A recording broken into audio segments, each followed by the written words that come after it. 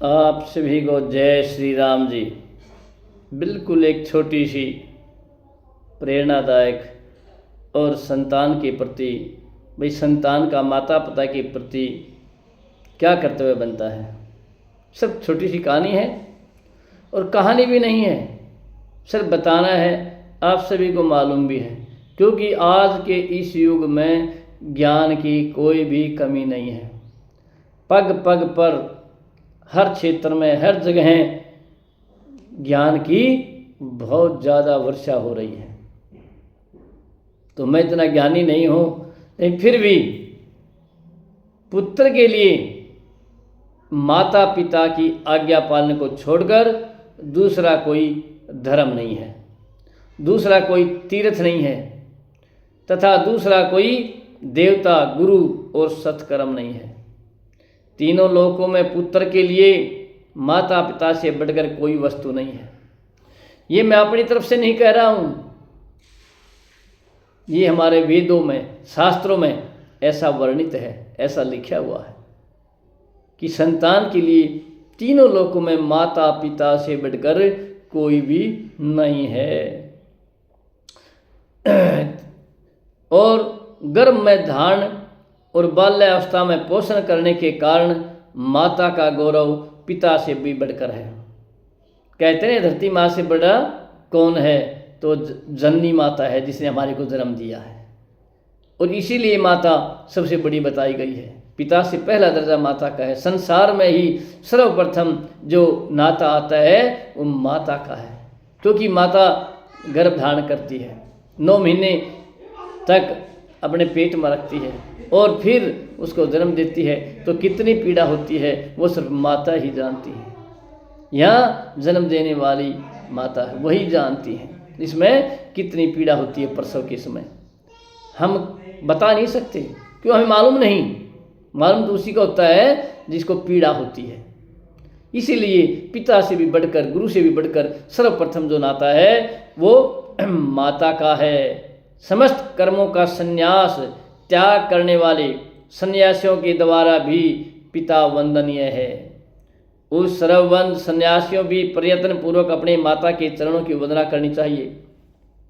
जिन्होंने सन्यास भी ले लिया है उन्होंने भी अपने जनक जननी माता जो है, जिसने जन्म दिया है, उनकी पूजा करनी चाहिए। वंदनीय हैं, पूजनीय हैं, उन्हें करनी चाहिए। यही अत्यंत उग्र तपस्या है, यही सबसे बड़ा श्रेष्ठ व्रत है और यही सर्वोत्तम धर्म है कि पिता माता को संतुष्ट किया जाए।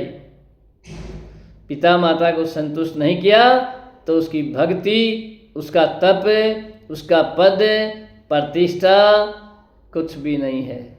तो जितना बन सके, जितना संभव हो सके, प्रत्येक इंसान का, प्रत्येक बच्चे का, जो हमारे छोटे हैं, उनको तो मैं ये शिक्षा अवश्य ही दे रहा हूँ। जो मेरे से छोटे हैं, मेरे प्यारे साथी हैं, मेरे प्यारे बच्चे हैं, या वो बच्चियाँ हैं, बेटी हैं या बेटे हैं, उन सभी को मैं ये एक प्यार प्रेम से त्यौहार के रूप में जो आपको बता रहा हूँ कि माता पिता से बढ़ के इस संसार में कोई नहीं है।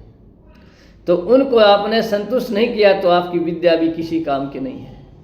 विद्या वो होती है जो हमें सभी प्रकार के लाभ हो, सभी प्रकार के पूजनीय हो। विद्या तो पूजनीय होती ही है, क्योंकि जो विद्वान लोग है वो सर्वत्र पूजा जाता है। लेकिन यहाँ विद्या भी फैल है। यदि आप माता पिता को, गुरु को संतुष्ट नहीं कर सकते तो विद्या यहाँ असफल हो जाती है। वो विद्या किसी काम की नहीं। कहते हैं ना, वो सोना किस काम का जो कानों में काटे, तो वो विद्या किस काम की। तो आपसे पुनः यही है, माता पिता की सेवा करें, गुरु का आज्ञा का पालन करें, सभी से मिलजुल कर रहें प्यार प्रेम से। ये शुभ दीपावली पर आप सभी को, देशवासियों को, क्षेत्रवासियों को, ये मेरे प्यारे वंदनीय साथी परिवार जो हमारे देश से बाहर भी रह रहे हैं, अन्य देशों में रहते हैं, उन सभी के लिए दीपावली के पावन पर्व की बहुत बहुत बधाई एवं शुभकामनाएं। और दीपावली के साथ जितने भी पर्व हैं, धनतेरस है, नरक चतुर्दशी है, भैया दूज है, गोवर्धन पूजा है, गोपाष्टमी है, सूर्य षष्ठी है, जितने भी पर्व हैं मैं आप सभी इस संसार वासियों को बहुत बहुत बधाई और शुभकामनाएं। जय श्री राम जी। आपका दिन मंगलमय हो। पंडित धर्मवीर मुदगल। जय श्री राम जी। यदि पहली बार आप चैनल पर आए हैं तो सब्सक्राइब करें, लाइक करें और शेयर करें, कमेंट करें, हमें बताएं भी।